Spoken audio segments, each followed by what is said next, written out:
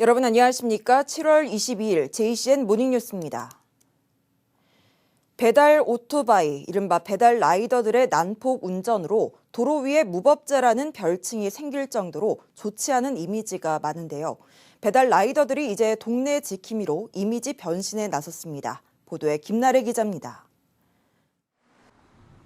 배달 오토바이가 위험운전을 하며 도로를 달립니다.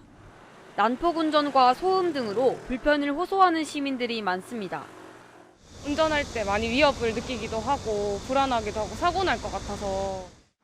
도로 위에 무법자로 인식돼 왔던 배달 라이더들이 동네 지킴이로 이미지 개선에 나섰습니다.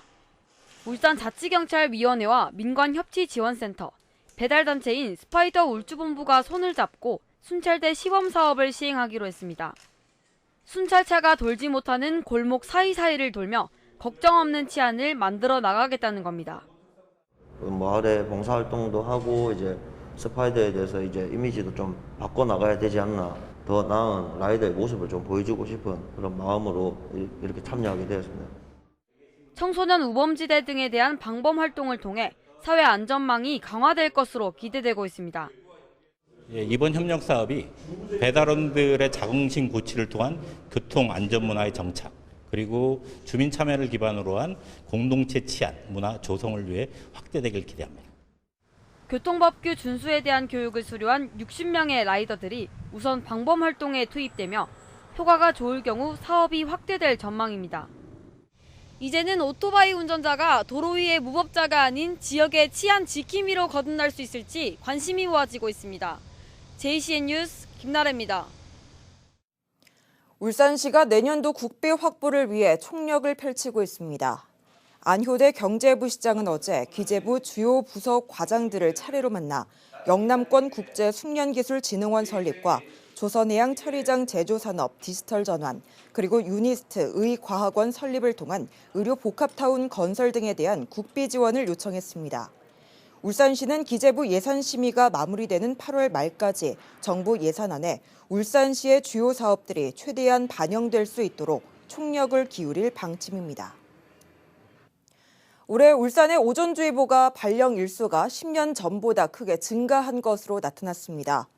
올해 1월부터 6월까지 오존주의보 발령 일수는 13일로 2011년 1일에 그쳤던 것에 비해 크게 증가했습니다. 이에 따라 울산보건환경연구원과 낙동강유역환경청은 7월과 8월 두 달간 국가산업단지 업체들의 휘발성 유기 화합물질 배출을 집중 감시하기로 했습니다. 특히 유해 대기 측정 차량과 드론 등 첨단 장비를 활용해서 집중 감시 활동을 벌일 계획입니다. 긴 가뭄과 마른 장마의 영향으로 울산 지역 주요 상수원의 댐 저수율이 크게 낮아져서 식수원 확보에 비상이 걸렸습니다. 울산시 상수도사업본부에 따르면 21일 현재 울산의 주요 상수원 댐 유효 저수율은 회화댐이 24.8%, 사연댐 5.4%, 대곡댐 9.1%에 불과한 것으로 나타났습니다. 이는 올해 가뭄이 절정이었던 지난달 중순 당시 저수율보다 낮거나 비슷한 수준으로 긴 가뭄에 마른 장마까지 이어진 영향으로 보입니다.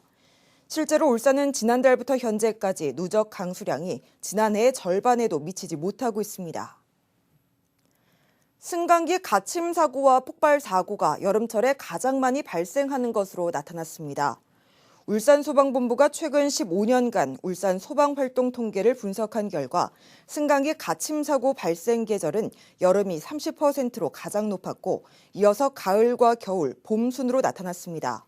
또 폭발 사고도 여름이 38.5%로 가장 높았고 이어 봄, 가을, 겨울 순을 보였으며 순환사고와 벌집 제거, 온열질환 응급처치도 여름철 출동 요청이 많은 것으로 집계됐습니다. 특히 승강기의 경우 여름철 높은 습도와 잦은 비로 인해 기계적 결함 발생률이 높은 것으로 분석되고 있습니다. 과학기술정보통신부는 위성통신 분야 핵심 부품 개발과 고급 연구인력 양성을 위한 전파연구센터를 어제 유니스트에 개소했습니다. 과기정통부가 8년간 39억 원을 지원해 운영되는 유니스트 전파연구센터는 차세대 초고속 위성통신을 위한 초저궤도 위성용 능동 위상배열 안테나 시스템 부품과 저궤도 위성용 능동 반사판 시스템 부품을 개발할 계획입니다. 연구 성과는 고주파 위성통신 시스템과 6세대 통신 안테나 등 통신 분야와 항공 우주와 군수산업 등 다양한 고출력 고주파 관련 분야에도 활용될 것으로 기대됩니다. 제8대 울산시의회가 어제 15일간의 첫 임시회 의정 활동을 마무리했습니다.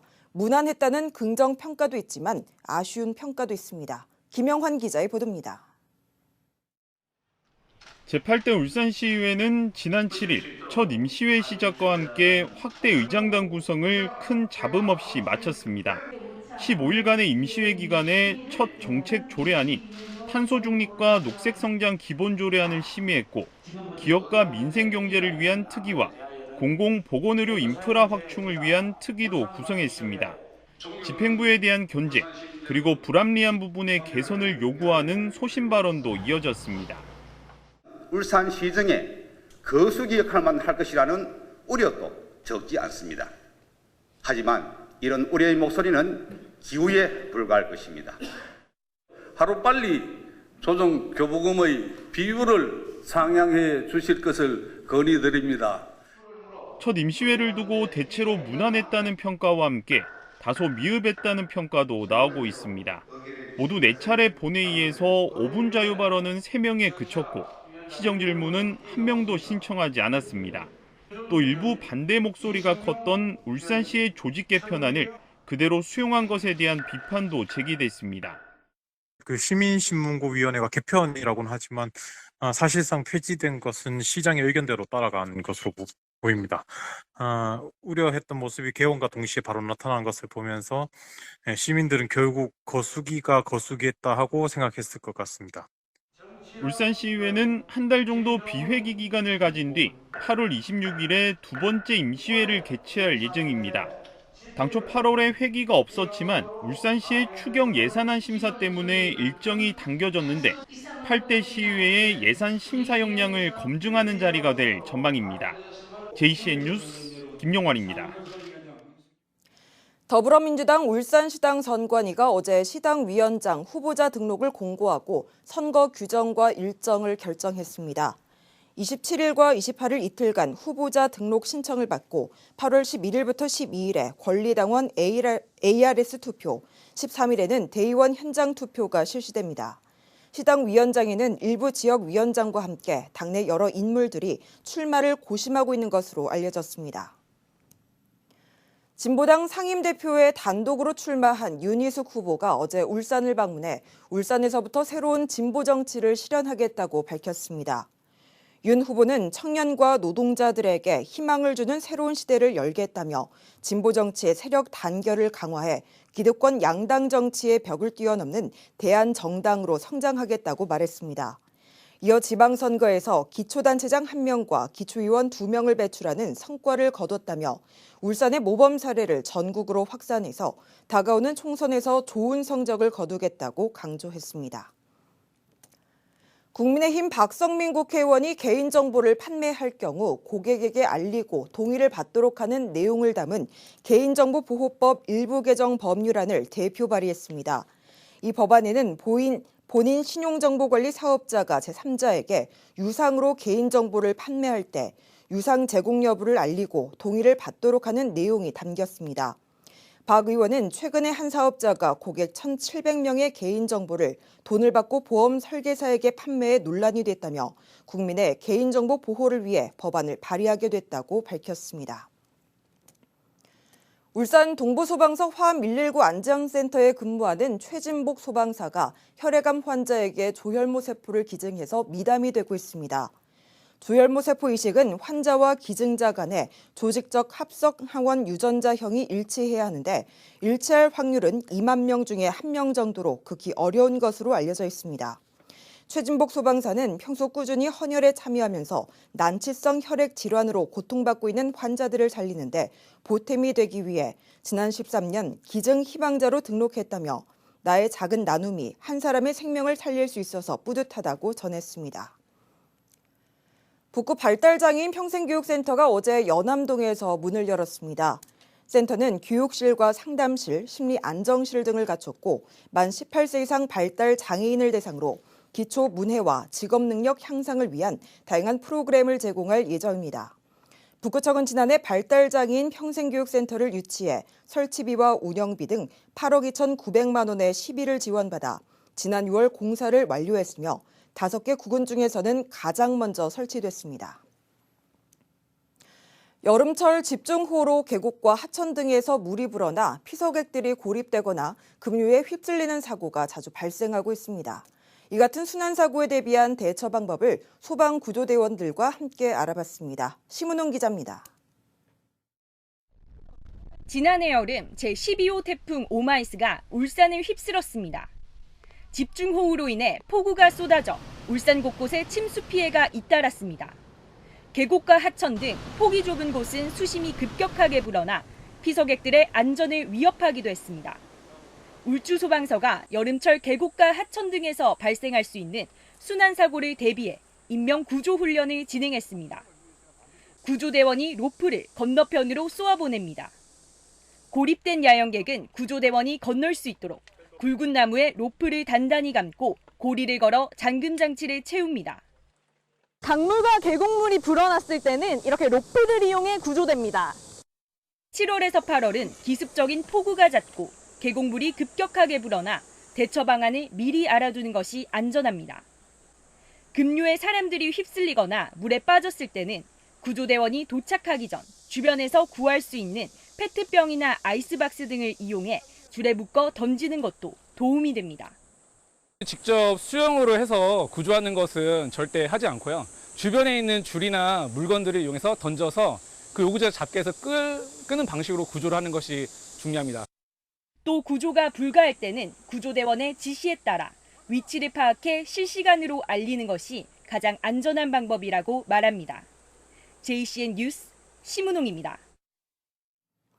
현대자동차가 글로벌 악재 속에서도 올해 2분기 흑자를 기록했습니다. 현대차는 올해 2분기 경영 실적 발표를 통해 매출액 35조 9,900억 원, 영업이익 2조 9,700억 원으로 지난해 같은 기간 대비 각각 18.7%와 58% 증가했다고 밝혔습니다. 판매는 반도체 등 부품 공급 차질 영향으로 감소했으며 영업이익은 판매 물량 감소에도 제네시스와 SUV 중심의 호조세와 환율 효과까지 더해 전년 동기 대비 증가했다고 설명했습니다. 현대차는 향후 경영 환경 전망과 관련해 부품 수급 상황 개선으로 생산 확대를 기대하면서도 원자재 가격 급등과 코로나19 재확산 우려, 금리 인상 등과 같은 글로벌 불확실성이 상존해 예측하기 어려운 경영 환경이 계속될 것으로 전망했습니다. 현대자동차와 기아가 본격적인 휴가철을 맞아 여름 특별 무상 점검 서비스를 실시합니다. 여름 특별 무상 점검 서비스는 오는 26일부터 28일까지 3일간 실시되며 엔진과 냉각수, 타이어와 브레이크 등 장거리 여행 필수 사항 등을 점검합니다. 이용을 원하는 고객은 각사 통합 고객 서비스 애플리케이션에서 무상 점검 쿠폰을 다운받아 서비스 센터를 방문하면 됩니다. 학생 선수들을 때리고 욕설한 중학교 운동부 코치에게 징역형의 집행유예가 선고됐습니다. 울산지법 황인하 판사는 아동학대 범죄의 처벌 등에 관한 특례법 위반 혐의로 기소된 40대 A씨에게 징역 8개월에 집행유예 2년을 선고하고 40시간의 아동학대 재범 예방 강의 수강을 명령했습니다. 울산의 모 중학교 운동부 코치였던 A씨는 지난 2018년 3월부터 2020년 11월까지 학생 선수 3명에게 15차례에 걸쳐 신체적, 정신적인 학대를 한 혐의를 받고 있습니다.